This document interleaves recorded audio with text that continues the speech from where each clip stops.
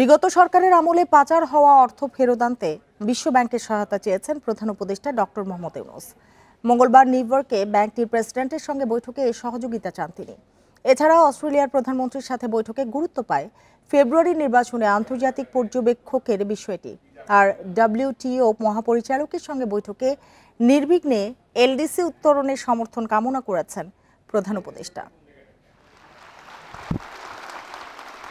জাতিসংঘ সাধারণ পরিষদের ৮০তম অধিবেশন উপলক্ষে এখন নিউ ইয়র্কে প্রধান উপদেষ্টা অধ্যাপক ইউনূস।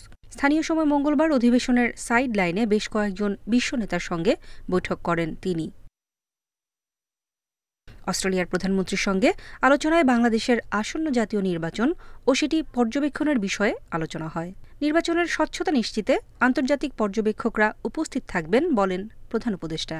ফেব্রুয়ারির নির্বাচন দেশের ইতিহাসে অন্যতম স্বচ্ছ ও গ্রহণযোগ্য নির্বাচন হবে জানান তিনি। আর প্রবাসী বাংলাদেশিদের অস্ট্রেলিয়ায় ক্রমবর্ধমান অবদানের প্রশংসা করেন আলবানিজ। ডব্লিউটিও মহাপরিচালক গোজি ওকেনজো ইওয়ালের সঙ্গে বৈঠকে বাংলাদেশের নির্বিঘ্নে এলডিসি উত্তরণে সংস্থার সহায়তা চান প্রধান উপদেষ্টা। উত্তরণের পর বাণিজ্য সুবিধা হারিয়ে বাংলাদেশ যেন ক্ষতির মুখে না পড়ে সে বিষয়েও গুরুত্ব দেন তিনি। ডব্লিউটিও প্রধান এ বিষয়ে সহযোগিতার আশ্বাস দেন। একই দিন নেদারল্যান্ডসের রানী ও বিশ্ব স্বাস্থ্য সংস্থার প্রধানের সঙ্গেও বৈঠক করেন প্রধান উপদেষ্টা।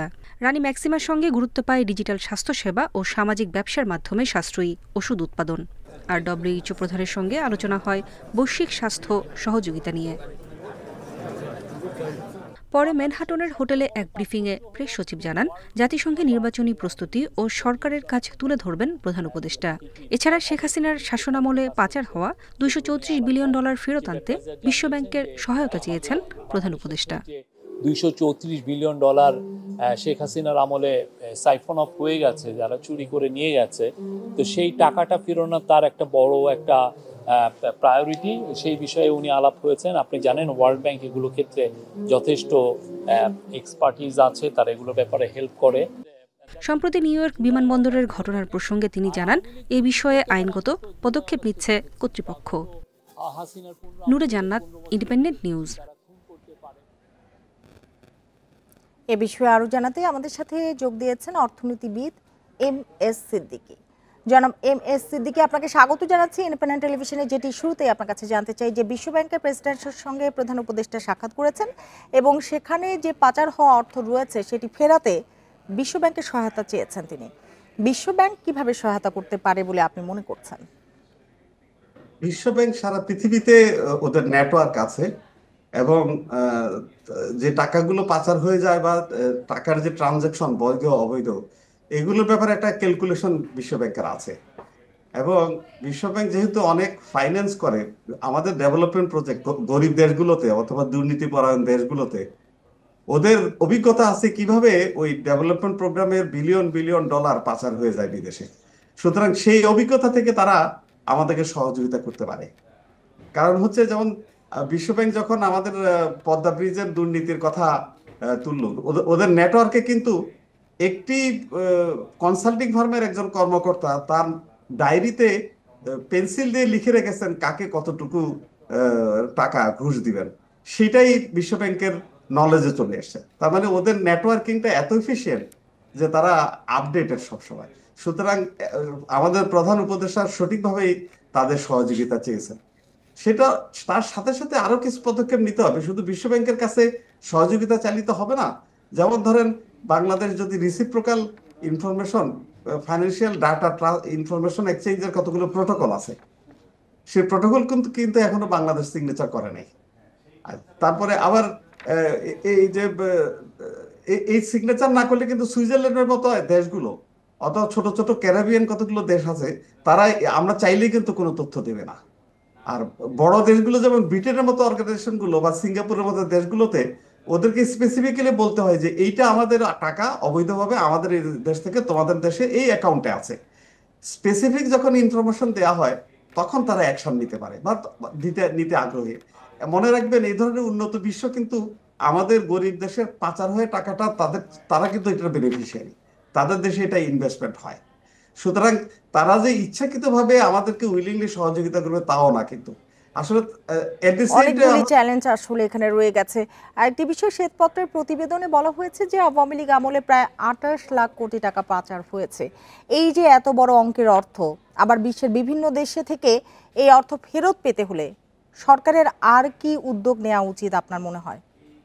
প্রথমেই বলে রাখি, টাকা ফেরত আনার চেয়ে ও টাকা যাওয়াটা আগে থেকে বন্ধ করা উচিত। কারণ যে টাকা চলে গেছে সেই টাকা আনার চেষ্টা করলে যে আমরা খুব বেশি সফল হব, ওই যে একটু আগে বলেছি যে স্পেসিফিক্যালি এভিডেন্স যদি আমরা দিতে না পারি, তাহলে কিন্তু আমরা প্রমাণ করতে না পারলে কিন্তু আমাদের পক্ষে এই টাকা ফেরত আনা কঠিন। এখন এটার জন্য কতগুলো ব্যাপার আছে, যেমন কতগুলো শেল কোম্পানি আছে, অর্থাৎ একটা ফেক কোম্পানি। বাংলাদেশে হয়তো ছোটখাটো একজন অখ্যাত একজন ব্যক্তি একটি কোম্পানি করলেন বাংলাদেশে অথবা সিঙ্গাপুরে, করে ওই অ্যাকাউন্টে টাকা রাখা শুরু করলেন, এবং বা যিনি অরিজিনাল টাকার মালিক উনি এই টাকাটার ওই অ্যাকাউন্টে কখনো সিগনেচারও করেন না, বা ওনার কোনো রেফারেন্সও সেখানে নাই। এগুলোকে শেল কোম্পানি বলে। এই শেল কোম্পানিগুলোকে প্রথমেই আইডেন্টিফাই করতে হবে। এই শেল কোম্পানিগুলো যেগুলোর সাথে ইনডাইরেক্টলি অনেক দূরের লিঙ্ক আছে বাংলাদেশের ক্ষমতাশালী লোক বা দুর্নীতি পরায়ণ লোকজনের সাথে, সেগুলোকে আইডেন্টিফাই করার জন্য বিভিন্ন রকমের দেশের সহযোগিতা চাওয়া যেতে পারে। অভিজ্ঞ কনসাল্টিং ফার্ম আছে, অ্যাকাউন্টিং ফার্ম আছে, ওদের সহযোগিতা নিয়ে আমাদেরকেও ওই ট্রেইল করতে হবে, ট্র্যাকিং করে আমাদেরকে ওই টাকা পর্যন্ত যেতে হবে। অথবা আমরা একজনের একটা বাড়ি আছে আমেরিকাতে, সে বাড়ির আমরা ব্যাকওয়ার্ড চেক করতে হবে যে আপনি বলছিলেন যে টাকা ফেরত আনার চেয়ে টাকা পাচার বন্ধ করতে হবে, যেটি আপনি বারবার বলছিলেন। সেক্ষেত্রে একটু জানতে চাই যে পাচার রোধে অভ্যন্তরীণ কি কি সংস্কার প্রয়োজন বলে আপনি মনে করেন? প্রথমত, যেমন টাকা আমাদের দেশের ডলারকে কনভার্টেবল করা হয়নি। মুখে বলেছে আমরা করেছি গতবার এই বছর, কিন্তু আসলে ওই যে ডলারের দাম যখন কমে যেতে চায় বাংলাদেশ ব্যাংক তখনই ডলার কেনা শুরু করে মার্কেট থেকে, অর্থাৎ একই জায়গায় রাখতে চায়। ডলারকে আসলে নিজেকে মার্কেটে ট্রানজেক্টেড হতে দিতে হবে। এটা যদি ট্রানজাকশন হয়, এটা যদি মার্কেট বেসড হয়, তাহলে ডিমান্ড এবং সাপ্লাই এটা যদি ফ্রি হয়, তাহলে আপনি দেখবেন যদি 1 টাকারও ডিফারেন্স থাকে কার মার্কেট থেকে অফিসিয়াল মার্কেটে, বেশিরভাগ রিমিটার এক্সপার্টিয়েট কিন্তু অফিসিয়াল চ্যানেলেই পাঠাবে। যখন 3 টাকা 4 টাকা 5 টাকা এমন ঘটনা ঘটেছে 10 টাকারও ডিফারেন্স হয়, এইটা বন্ধ করতে হবে। এটা যদি কমিয়ে আনা যায়, সেটা কমিয়ে আনা সম্ভব। কেউ আইন করে এটা করতে পারবে না, মার্কেটকে এই রোলটা প্লে করতে দিতে হবে। জি, বুঝতে পেরেছি। আমাদের হাতে একেবারেই সময় নেই। জনাব MS সিদ্দিকী, আপনাকে অনেক ধন্যবাদ আমাদের সময় দেবার জন্য, যোগ দেবার জন্য।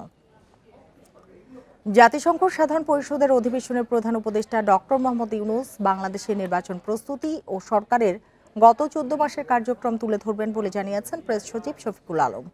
স্থানীয় সময় মঙ্গলবার ম্যানহাটনের গ্র্যান্ড হায়াত হোটেলে সাংবাদিকদের এসব কথা জানান তিনি। বলেন, নির্বাচনের বিষয়ে বিশ্ববাসীকে জানানো হবে। ফেব্রুয়ারিতে একটি উৎসবমুখর নির্বাচন অনুষ্ঠিত হবে। সম্প্রতি নিউ ইয়র্ক বিমানবন্দরে ঘটে যাওয়া ঘটনার প্রসঙ্গে তিনি বলেন, আইনগত পদক্ষেপের জন্য সংশ্লিষ্ট কর্তৃপক্ষকে জানানো হয়েছে। পরে আওয়ামী লীগের সমালোচনা করে তিনি বলেন, তারা গুম, খুন ও মিথ্যা মামলার রাজনীতি করেছে। এখন জনগণের কাছে তাদের অবস্থান নাজুক। প্রেস সচিব আরও বলেন, জিওপলিটিক্যাল ইস্যু এবং আন্তর্জাতিক সহযোগিতার বিষয়গুলোও জাতিসংঘে বক্তব্যের স্থান পাবে। মানবতা বিরোধী অপরাধের মামলায় শেখ হাসিনা সহ 3 আসামির বিরুদ্ধে ট্রাইব্যুনালে সাক্ষী দিচ্ছেন বিশেষ তদন্তকারী কর্মকর্তা ও ফরেনসিক এক্সপার্ট তানভীর হাসান জোহা। তার এই জবানবন্দি আদালত কক্ষ থেকে সরাসরি সম্প্রচার করছে বিটিভি নিউজ। তদন্তে পাওয়া বিভিন্ন তথ্য উপাত্ত এবং জুলাই আন্দোলন দমনে শেখ হাসিনার মারণাস্ত্র ব্যবহারের নির্দেশনা সংক্রান্ত অডিও রেকর্ড আদালতে উপস্থাপন করছেন তিনি। প্রসিকিউশন জানায়, সাবেক মেয়র ফজলে নূর তাপস, ঢাকা বিশ্ববিদ্যালয়ের সাবেক ভিসি মাকসুদ কামাল এবং সাবেক তথ্যমন্ত্রী হাসানুল হকিনুর সাথে শেখ হাসিনার যেসব ফোন আলাপ রয়েছে, ফরেনসিক পরীক্ষার মাধ্যমে সেগুলোর সত্যতা নিশ্চিত করেছেন বিশেষ তদন্তকারী এই কর্মকর্তা। সে বিষয়ে তিনি আদালতে বিস্তারিত জানাচ্ছেন। এর আগে এ মামলায় 51 জন সাক্ষ্য দিয়েছেন। সাক্ষীদের প্রায় সবাই জুলাই আন্দোলন দমনে, হত্যা, নির্যাতন সহ বিভিন্ন মানবতা বিরোধী অপরাধে শেখ হাসিনা, সাবেক স্বরাষ্ট্রমন্ত্রী আসাদুজ্জামান খান সহ আসামিদের সর্বোচ্চ শাস্তির দাবি করেন। তো কিন্তু স্যার, ওদের জিরো ইন্টেল সিস্টেমের কারণে অনেকগুলো ভয়েস, আশেপাশে ভয়েস এসেছে ওদের অটোমেটিক রেকর্ডের। এখানে স্যার ম্যান মেড কোনো রেকর্ডিং সিস্টেম। এ নিয়ে আরো জানাতে ট্রাইব্যুনাল চত্বর থেকে আমাদের সাথে যোগ দিয়েছেন সহকর্মী জাহিদুল বাশার গুরুত্বপূর্ণ সাক্ষী, বিশেষ তদন্ত কর্মকর্তা এবং একই সাথে ফরেনসিক এক্সপার্ট জোহা সাক্ষী দিচ্ছেন। কি বলছেন, প্রমাণ হিসেবে কি তুলে ধরছেন?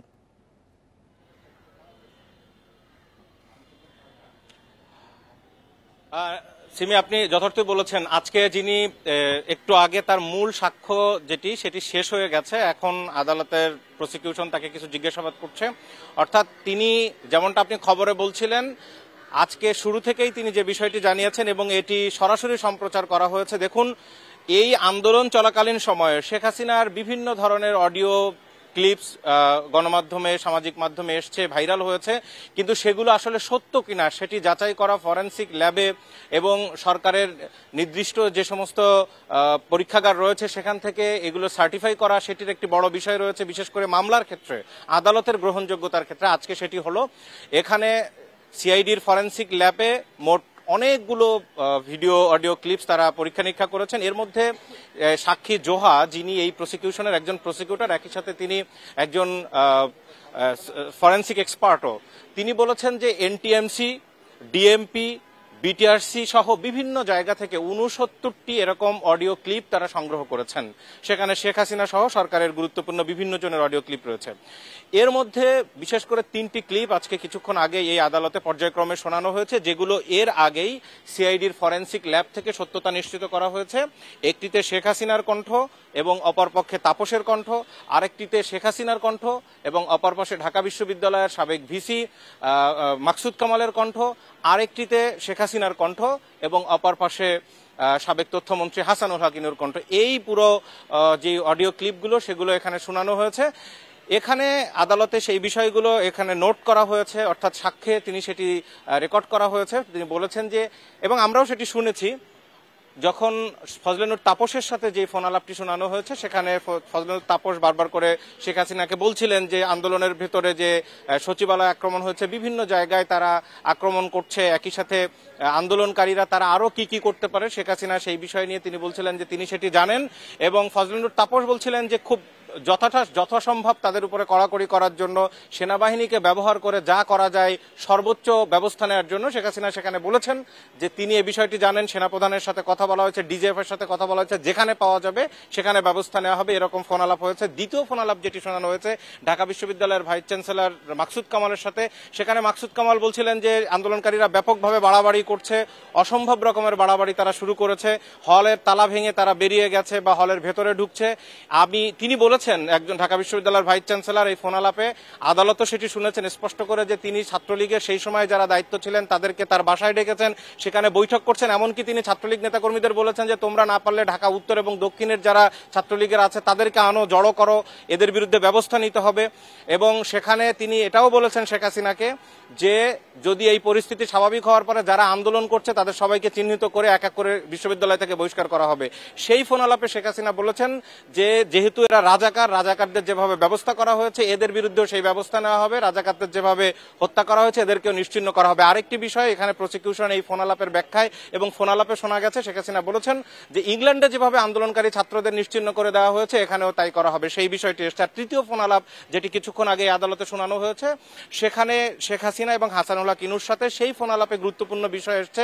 হাসানুল হক ইনু তিনি বলছিলেন যে আপনি যে সিদ্ধান্ত নিয়েছেন সেটি সঠিক আছে, কারণ যে পরিস্থিতি সারা দেশে, এর এক পর্যায়ে শেখ হাসিনা বলছিলেন যে তারা ব্যারিকেড দিয়েছে, ঠিক আছে, ৩৬ সেনা নামানো হবে। আপনি জানেন যে ৩৬ সেনা মানে আকাশ থেকে বা হেলিকপ্টার বা বিমান থেকে যারা প্যারা কমান্ডোরা যারা নামেন তাদেরকে বলা হচ্ছে, সুতরাং ৩৬ সেনারা নামবে এবং হেলিকপ্টার থেকে বোমা ফেলা হবে, ওপর থেকে মারা হবে। শেখ হাসিনার কণ্ঠে এই সমস্ত কথাগুলো অডিওতে শোনা গেছে, আদালতে সেটি শুনিয়েছেন এবং তানভীর হাসান জোহা তিনি এক্সপার্ট হিসাবে সাক্ষ্য দিয়েছেন যে এগুলো সবই শেখ হাসিনার কণ্ঠে, এটি নিশ্চিত করেছেন। এবং এই যে কণ্ঠ নিশ্চিত করার ক্ষেত্রে তিনি বলেছেন মূলত এখানে আরেকটি বিষয় যেটি হচ্ছে যেই ফোনালাপটিকে পরীক্ষা নিরীক্ষা করা হয় সেটি তো আছে, একই সাথে যার কণ্ঠ পরীক্ষা করা হবে তার প্রমাণ স্বরূপ আরেকটি কণ্ঠ দিতে হয়। সেই কণ্ঠটি শেখ হাসিনার ক্ষেত্রে নেওয়া হয়েছে। বিভিন্ন সময় তিনি বিটিভিতে যে সমস্ত প্রোগ্রাম করেছেন, বিভিন্ন জায়গায় তিনি বক্তব্য দিয়েছেন, সেই কণ্ঠটি প্রমাণ হিসেবে নেওয়া হয়েছে।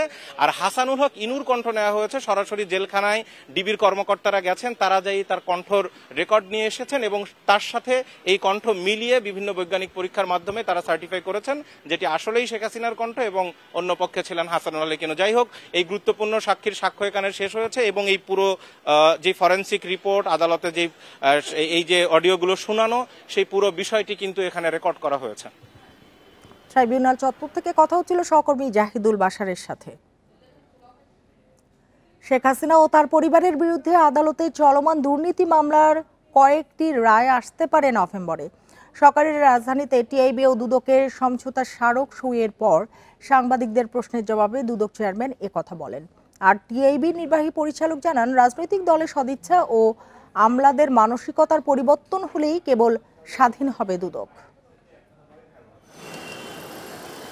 বুধবার দুদকের প্রধান কার্যালয়ে দুর্নীতি দমন কমিশন ও ট্রান্সপারেন্সি ইন্টারন্যাশনাল বাংলাদেশের মধ্যে 5 বছরের জন্য সমঝোতা স্মারক সই হয়েছে। পরে সংবাদ সম্মেলনে আসেন দুই সংস্থার শীর্ষ কর্মকর্তারা। দুদক চেয়ারম্যান জানান, দুর্নীতি প্রতিরোধ কার্যক্রম আরও গতিশীল করতে এই সমঝোতা। সামনে আমরা আমাদের কাজগুলি আরেকটু ভালোভাবে করে যেতে পারবো এবং আমাদের জন্য দুদকের জন্য ট্রান্সপারেন্সি ইন্টারন্যাশনাল বাংলাদেশ এবং আমাদের মিডিয়ার যে অব্যাহত সমর্থন, এই সমর্থনটা অব্যাহত থাকবে। গণ অভ্যুত্থানে পদচ্যুত প্রধানমন্ত্রী শেখ হাসিনা ও তার পরিবারের বিরুদ্ধে চলমান মামলার কয়েকটি রায় আগামী নভেম্বরের মধ্যে হতে পারে। সাবেক প্রধানমন্ত্রী এবং তার পরিবারবর্গ নিয়ে যে মামলা, সেই মামলার আমাদের 6টা মামলা চলমান অবস্থায় আছে এবং আমরা আশা করছি সাক্ষ্য গ্রহণ শেষে অক্টোবর শেষ দিকে কিংবা নভেম্বরের প্রথম দিকে, মানে আদালত যেটাই বিবেচনাযোগ্য মনে করেন সেরকম রায় এসে যাবে বলে আমাদের প্রত্যাশা। দুদকের সংস্কারে ঐক্যমত্য কমিশনের বৈঠকে সব দল একমত, এমনটা জানিয়ে টিআইবির নির্বাহী পরিচালক বলেন, রাজনৈতিক দলের সদিচ্ছা ও আমলাদের মানসিকতার পরিবর্তন হলে স্বাধীন হবে দুদক। সংস্কারের ক্ষেত্রে খুব বেশি প্রতিবন্ধকতা নেই। দুদকের যে সাংবিধানিক স্বীকৃতি এবং দুদকের নিয়োগ প্রক্রিয়া যে সরকারের কর্তৃত্বের বাইরে আসার বিষয়টি, এই দুটি বিষয় মূলত আছে যেগুলো এবং সাংবিধানিক একটি ধারা আমরা অন্তর্ভুক্ত করার কথা বলেছিলাম, যে ক্ষমতার অপব্যবহারকে দুর্নীতি হিসাবে চিহ্নিত করা হবে। এই ধরনের বিষয়গুলো, এই 2-3টি বিষয় ছাড়া বাকি কোনো বিষয়ই আমাদের কিন্তু সংবিধান সংস্কার ঐক্যমত্য কমিশনের উপরে আমরা নির্ভরশীল না। দুদককে টিআইবির দুর্নীতির ওয়াচডগ সহযোগী উল্লেখ করে তিনি আরও বলেন, সময়ের সঙ্গে এর ধরন পাল্টাচ্ছে, সেই অনুযায়ী কাজ করার তাগিদ তার। বন ইবনে কামাল, ইন্ডিপেন্ডেন্ট নিউজ, ঢাকা। চট্টগ্রাম সফরে এসে আইনশৃঙ্খলা বাহিনীর সাথে মত বিনিময় শেষে সাংবাদিকদের সাথে কথা বলছেন স্বরাষ্ট্র উপদেষ্টা জাহাঙ্গীর আলম চৌধুরী। আমরা সরাসরি চলে যাচ্ছি সেখানে। নিয়ে আসা হয়েছে অনেকের আইনে, তারপরেও আবার আছে যে তারা আইনে আওতা নিয়ে আসার পর আবার তারা জামিন পেয়ে যায়, বাট আমরা চেষ্টা করতেছি এরা যেন সহজে আর জামিন না পায় এই ব্যবস্থা করার জন্য। একজন আপনি একলা করছেন তো ভাই, এতগুলি ভাই আছে সবাই, আপনি বলেন। আজকে আপনি আসার ঠিক 2-3 ঘন্টা আগেই সিএমপি পুলিশ কমিশনার কার্যালয়ের পাশে তারা মিছিল করেছে। নির্বাচনের সামনে যত ঘনিয়ে আসছে, এই মিছিলের সংখ্যা কি বাড়বে কিনা আপনারা? না, নির্বাচনের সময় মিছিলের সংখ্যা বাড়বে, সেই সময় প্রচুর মিছিল হবে, বাট এই মিছিল হবে না। সেই সময় অন্যান্য সবাই মিছিলের জন্য বের হয়ে যাবে, মিছিলের সংখ্যা কিন্তু বেড়ে যাবে, এটা আমি বলতে পারি। বাট এই যে এখন যারা ছোটখাটো মিছিল করে, এইগুলি হবে না। চট্টগ্রামে সাংবাদিকদের সাথে কথা বলছিলেন স্বরাষ্ট্র উপদেষ্টা জাহাঙ্গীর আলম চৌধুরী। আমরা এতক্ষণ সেখানেই ছিলাম। আওয়ামী লীগের দুর্নীতি ও অপকর্মের বিচার হলে এবং অন্তর্বর্তী সরকার দক্ষতা দেখালে নিউইয়র্কে ফ্যাসিবাদের দোসররা এমন কর্মকাণ্ডের সাহস পেত না বলে মন্তব্য করেছেন বিএনপির সিনিয়র যুগ্ম মহাসচিব রুহুল কবির রিজভী। সকালে রাজধানীর জিয়া উদ্যানে সাবেক রাষ্ট্রপতি জিয়াউর রহমানের সমাধিতে শ্রদ্ধা নিবেদন শেষে মন্তব্য করেন তিনি। রুহুল কবির রিজভী বলেন, বিচার না হওয়ায় দেশে বিদেশে আওয়ামী লীগ ও তার দোসররা সুযোগ নিচ্ছে, এখনো নানা ষড়যন্ত্র চলছে বলে উল্লেখ করেন তিনি। গণতন্ত্রের জন্য জীবন দেয়া শহীদদের রক্ত বৃথা যেতে দেয়া হবে না বলেও মন্তব্য করেন তিনি। এ সময় দলীয় নেতাকর্মীদের সতর্ক থাকার আহ্বান জানান তিনি। আপনাদের প্রতি জনগণ এবং রাজনৈতিক দলদের আস্থা আছে, আস্থা থাকার পরেও আপনারা কেন দক্ষতার সাথে, দ্রুততার সাথে, ক্ষিপ্র গতিতে পদক্ষেপ গ্রহণ করতে পারছেন না বলেই আজকে বিভিন্ন জায়গায় দোসরদের প্রেতাত্মারা তারা নামার সুযোগ পাচ্ছে এবং বিদেশেও তারা বিভিন্ন ধরনের অপকর্ম করছে। নিষিদ্ধ সংগঠন ছাত্রলীগের সাবেক সাধারণ সম্পাদক অজয় কর খোকনকে গ্রেপ্তার করেছে ঢাকা মহানগর গোয়েন্দা পুলিশ ডিবি। ভোরে রাজধানীর গুলশান এলাকা থেকে তাকে গ্রেপ্তার করা হয়। বিষয়টি নিশ্চিত করেছেন ডিএমপির মিডিয়া বিভাগের উপপুলিশ কমিশনার মোহাম্মদ তালেবুর রহমান। তিনি বলেন, সম্প্রতি কার্যক্রম নিষিদ্ধ আওয়ামী লীগের মিছিল অর্গানাইজ করেছিলেন অজয় কর খোকন। এ অভিযোগের ভিত্তিতে তাকে গ্রেপ্তার করা হয়েছে। এছাড়া তার বিরুদ্ধে অন্য কোনো মামলা বা বৈষম্য বিরোধী আন্দোলনের সময়ে সংগঠিত ঘটনার কোনো মামলা আছে কিনা তা যাচাই করা হচ্ছে। এদিকে ঢাকা উত্তর সিটি কর্পোরেশনের সাবেক নারী কাউন্সিলর ও মহিলা আওয়ামী লীগ নেত্রী হাজেরা খাতুন নার্গিসকেও গ্রেপ্তার করেছে গুলশান থানা পুলিশ। প্রশাসনের আশ্বাসে রাজশাহী বিশ্ববিদ্যালয়ের কর্মকর্তা কর্মচারীরা 7 কার্য দিবসের জন্য কর্মবিরতি স্থগিত করেছে। তবে আন্দোলন চালিয়ে যাওয়ার ঘোষণা দিয়েছেন শিক্ষকরা। দুপুরে 1টা দিকে প্রশাসন ভবনের সামনে সংবাদ সম্মেলনে কর্মকর্তা কর্মচারী সমিতি এবং শিক্ষক সমিতি এই সিদ্ধান্ত জানান। কর্মকর্তা কর্মচারীদের পক্ষ থেকে জানানো হয়, আগামী 7 কর্মদিবসের মধ্যে কর্মচারীদের দাবি মানা না হলে আবারও আন্দোলনে নামবেন তারা। তবে প্রশাসনের পক্ষ থেকে তাদের আশ্বস্ত করা হয়েছে বলেও জানান অফিসার সমিতির সভাপতি। এদিকে প্রশাসনের কথা আশ্বস্ত হতে না পেরে আন্দোলন চালিয়ে যাওয়ার সিদ্ধান্তের কথা জানান শিক্ষক সমিতির সভাপতি। জানান, দোষীদের দৃষ্টান্তমূলক শাস্তি নিশ্চিত না হওয়া পর্যন্ত শিক্ষকদের কর্মবিরতি অব্যাহত থাকবে। প্রশাসনের অনুরোধে আমরা আজ 24 তারিখ বেলা 1টা হতে আমাদের কর্মকর্তা কর্মচারীদের সকল শাটডাউন কর্মসূচি স্থগিত ঘোষণা করছি। আমরা শিক্ষকদের প্রতিনিধিত্ব করি, সাধারণ শিক্ষকদের ব্যানারেই আমরা আন্দোলন করছিলাম। আমরা সাধারণ শিক্ষকদের প্রতিনিধি হিসেবে বলছি যে সাধারণ শিক্ষকরা আমাদের সাথে আছে, সবাই চায় এর সুষ্ঠু বিচার, শাস্তি দাবি করেছে। সেই দাবির প্রেক্ষিতেই আমাদের এই আন্দোলন চলমান আছে, চলবে ইনশাআল্লাহ। এ নিয়ে আরো জানাতে রাজশাহী থেকে যোগ দিয়েছেন সহকর্মী মোস্তাফিজুর রহমান। মোস্তাফিজুর রহমান, 7 দিনের জন্য কর্মবিরতি রয়েছে, স্থগিত করা হয়েছে। একটু বলবেন যে এখন কি পরিস্থিতি ক্যাম্পাসে, আর সামনে যেহেতু পূজার ছুটি, প্রচারণা রাকসুর কেমন চলছে? সঠিক সময়ে নির্বাচন হওয়া নিয়ে কোনো শঙ্কা রয়েছে কি?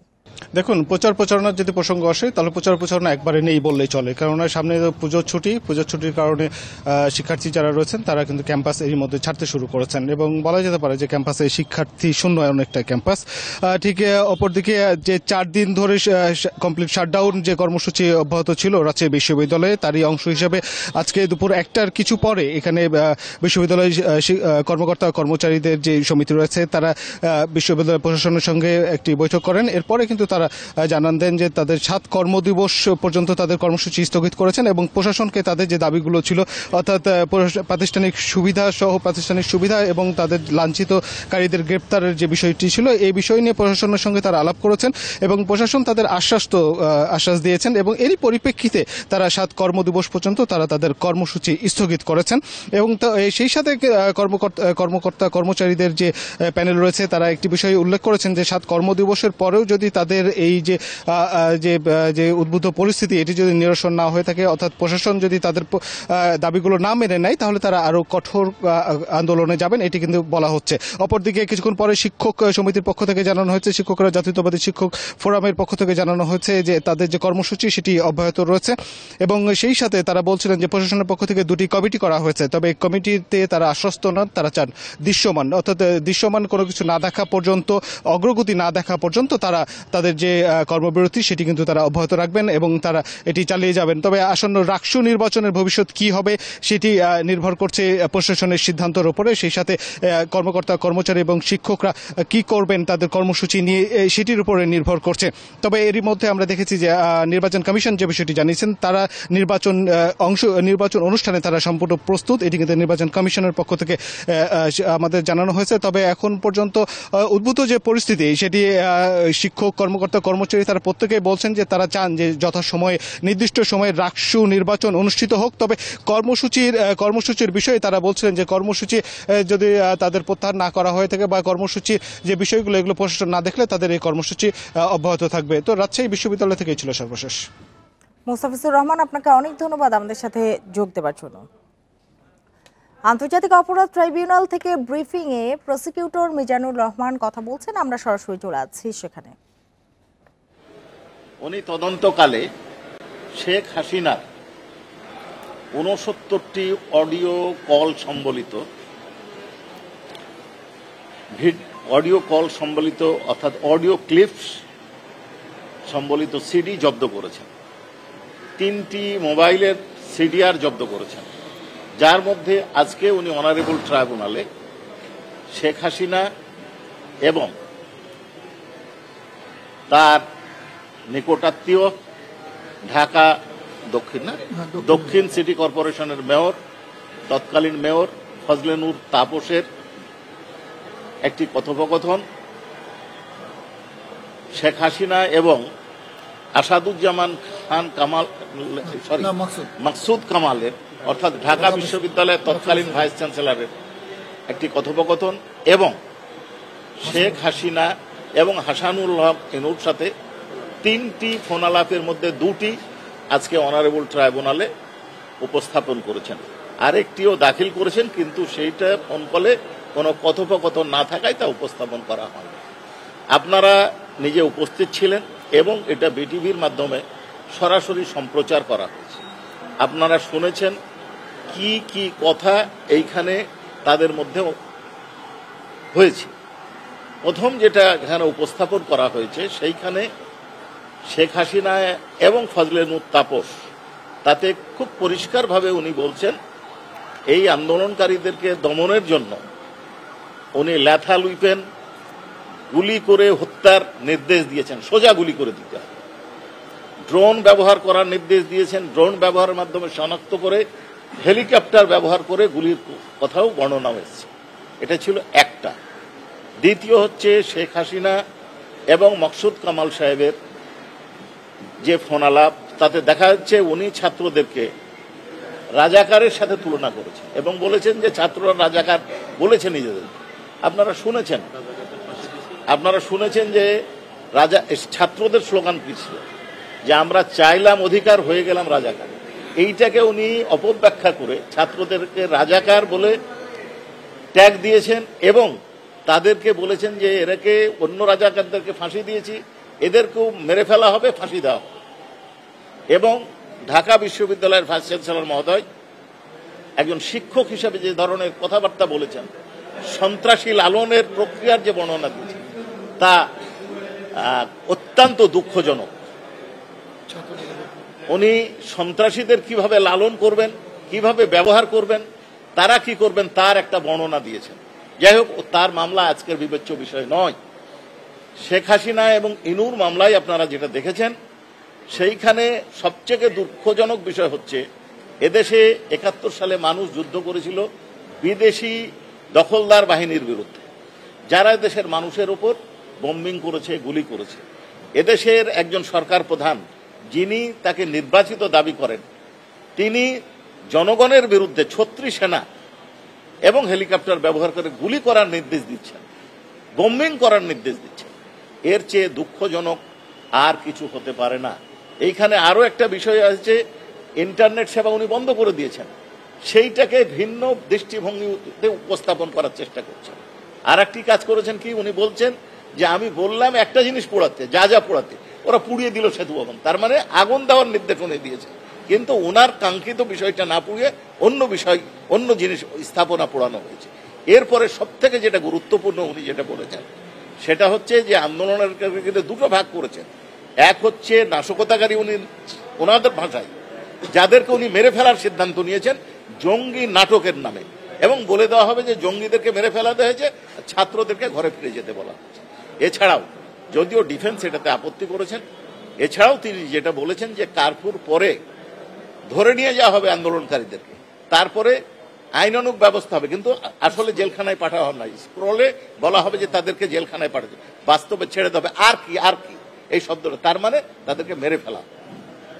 এর বেশি যা হয়েছে আপনাদের সামনে হয়েছে, জাতি শুনেছে। এই ট্রাইব্যুনাল থেকে ব্রিফিংয়ে ছিলেন প্রসিকিউটর মিজানুল ইসলাম। আমরা এতক্ষণ সেখানেই ছিলাম। মব সহিংসতার ঘটনায় উদ্বেগ উৎকণ্ঠায় দেশের ৮০% মানুষ। গেল ৬ মাসে এ ধরনের ঘটনা ২৩০টি, আর গত ১৩ মাসে মব তৈরি করে হামলার ঘটনায় প্রাণ গেছে ২২০ জনের। সম্প্রতি বিভিন্ন মানবাধিকার সংগঠনের প্রতিবেদনে উঠে এসেছে এসব তথ্য। নিয়ন্ত্রণে সরকার কঠোর অবস্থান না নিলে আস্থার সংকট দেখা দেবে বলছেন বিশ্লেষক। গত বছরের আগস্ট থেকে এবছরের আগস্ট পর্যন্ত ১৩ মাসে মব সহিংসতায় দেশে অন্তত ২২০ জন নিহত হয়েছেন, জানায় আইন ও সালিশ কেন্দ্র। মানবাধিকার সংস্কৃতি ফাউন্ডেশন বলছে, এবছর মার্চ থেকে আগস্ট ৬ মাসে মব সহিংসতা হয়েছে ২৩০টি। এতে নিহত ৭৯ এবং গুরুতর আহত হয়েছেন ২৬৫ জন। Voice for Reform and BRAC Institute of Governance and ডেভেলপমেন্টের সমীক্ষা বলছে, দেশের ৮০% মানুষ এ নিয়ে উৎকণ্ঠায়। পরিস্থিতি নিয়ন্ত্রণে সরকারের কঠোর অবস্থান নেওয়ার বিকল্প নেই বলছেন অপরাধ বিশ্লেষকরা। মবের যারা নেতৃত্ব দিচ্ছেন, যারা ইন্ধন দিচ্ছেন অথবা মব থেকে যারা সুবিধাভোগী, তাদের বিরুদ্ধে যখন আসলে যথাযথ ব্যবস্থা গ্রহণ হচ্ছে না, তখন এই যারা মব করছেন অথবা করতে চান বা মব প্রবণ ব্যক্তি যারা, তাদের মধ্যে এক ধরনের উৎসাহ কাজ করে। আইন শৃঙ্খলা পরিস্থিতি কিছুটা খারাপ হয়েছে সম্প্রতি স্বীকার করেন খোদ স্বরাষ্ট্র উপদেষ্টাও। আইন শৃঙ্খলা পরিস্থিতি এতদিন যেরকম ছিল, এই গত কয়েকদিনের ঘটনায় আমি বলবো যে একটুখানি খারাপের দিকে গেছে। দেশের প্রচলিত আইনেই মব সহিংসতার বিরুদ্ধে কঠোর ব্যবস্থা নেওয়া সম্ভব বলছেন আইনজীবী। যদি মবটা আনলফুল অ্যাসেম্বলি হয় অথবা রায়টে পরিণত হয়, তখন অবশ্যই আইনের প্রতিকার আছে আইনে। যে মবের রুটটা আপনি খুঁজে বের করেন, তাহলে মব আপনি থামাতে পারবেন এবং আইনের শাসন আপনি প্রতিষ্ঠা করেন, একটা দৃষ্টান্ত স্থাপন করেন, কঠোর শাস্তিমূলক একটা ব্যবস্থা করেন। যেখানে দৃষ্টান্ত স্থাপন করবেন, তাহলে আননেসেসারি আনলফুল অ্যাসেম্বলি যেগুলো, এগুলো অটোমেটিক্যালি। চাঁপাইনবাবগঞ্জের ভোলাহাট দিয়ে নারীসহ ১৯ বাংলাদেশিকে পুশিন করেছে বিএসএফ। ভোরে চান শিকারী সীমান্ত এলাকা থেকে তাদের আটক করে বিজিবি। চাঁপাইনবাবগঞ্জের ৫৯ বিজিবি ব্যাটালিয়নের অধিনায়ক লেফটেন্যান্ট কর্নেল গোলাম কিবরিয়া এ তথ্য নিশ্চিত করেছেন। আটকদের মধ্যে ৬ জন নারী, ১০ জন পুরুষ এবং ৩ জন শিশু রয়েছে। যাচাই বাছাই শেষে প্রয়োজনীয় ব্যবস্থা নেওয়া হবে বলে জানিয়েছে বিজিবি। আটক সবাই বাংলাদেশি নাগরিক। বিভিন্ন সময়ে তারা অবৈধভাবে ভারতে যান। পরে ভারতীয় পুলিশ তাদের আটক করে কারাগারে পাঠায়। এ বিষয়ে প্রয়োজনীয় আইনগত ব্যবস্থা নেওয়া হচ্ছে বলে জানিয়েছে বিজিবি। বাগেরহাটে ৪টি সংসদীয় আসন পুনর্বহালের দাবিতে নির্বাচন কার্যালয়ের সামনে আবারও অবস্থান ধর্মঘট পালন করেছে সর্বদলীয় সম্মিলিত কমিটি। সকাল ৯টার দিকে আন্দোলনকারীরা নির্বাচন অফিসের সামনে জড়ো হয়ে অবস্থান নেন। এর জেরে কর্মচারীরা অফিসে ঢুকতে না পারায় নির্বাচন অফিসের স্বাভাবিক কার্যক্রম বিঘ্নিত হয়। দুপুর ১টা পর্যন্ত চলে অবস্থান। দুঃখিত।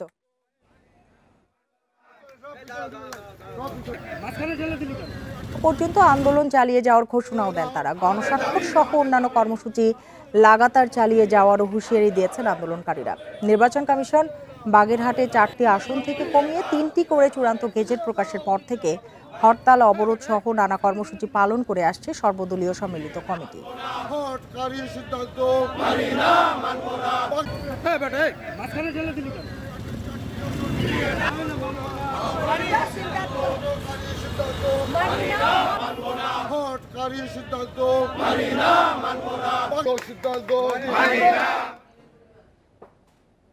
সনাতন ধর্মাবলম্বীদের সবচেয়ে বড় ধর্মীয় উৎসব শারদীয় দুর্গাপূজাকে ঘিরে রং তুলির আঁচড়ে সাজিয়ে তোলা হচ্ছে প্রতিমা।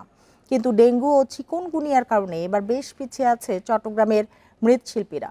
যে কয়টা প্রতিমা তৈরির কাজ পেয়েছেন তা শেষ করতে কাজ করছেন দিনরাত। এরই মধ্যে বেশ কয়েকটি মণ্ডপে বুঝিয়ে দিয়েছেন প্রতিমা।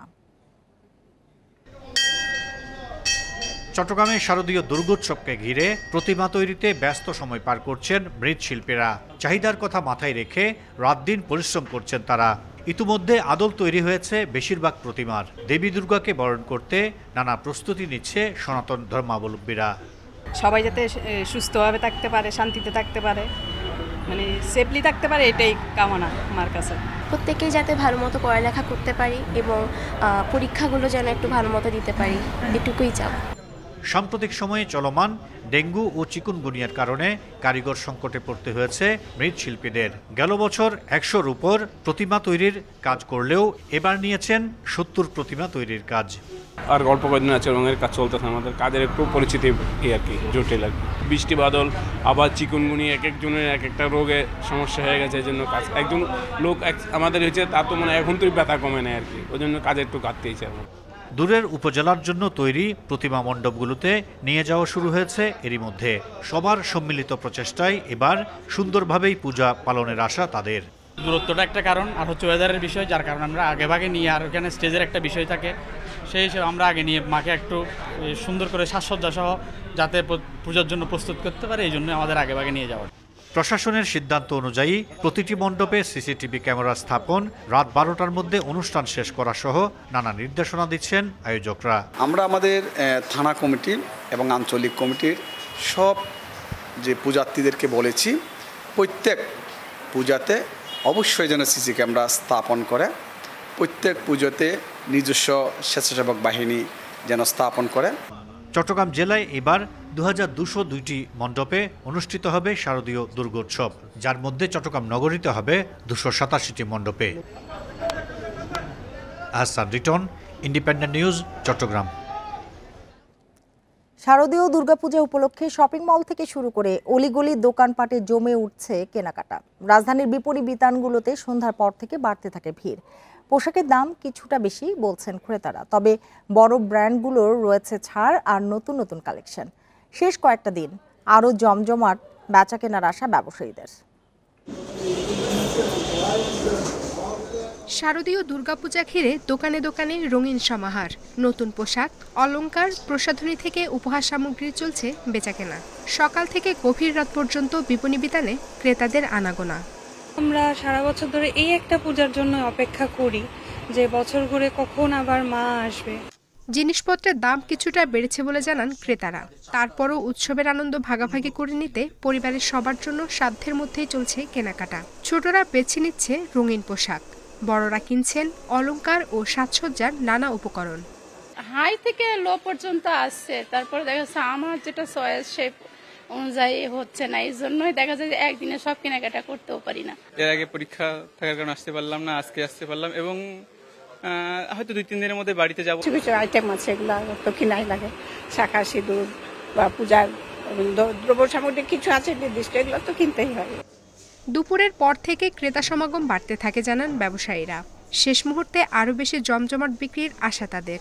পুজো উপলক্ষে আমরা সব ধরনের পোশাকই রাখছি, সিঙ্গেল কামিজ, 3 পিস, শাড়ি, বাচ্চাদের পোশাক আছে। পুজোর ভিতরে হচ্ছে কাস্টমার ফুটফলটা ভালোই পাচ্ছি, কিন্তু এটা সন্ধ্যার পরে পাচ্ছি আমরা। আর আমাদের এবার প্রাইসগুলো একটু রিজনেবল ভিতরে রাখছে। শুধু পোশাক বা অলংকার নয়, পূজার আয়োজন ঘিরে গৃহসজ্জা সামগ্রী, মিষ্টি আর উপহার সামগ্রী কেনারও ধুম লেগে। আর এতক্ষণ সাথে থাকার জন্য ধন্যবাদ সবাইকে।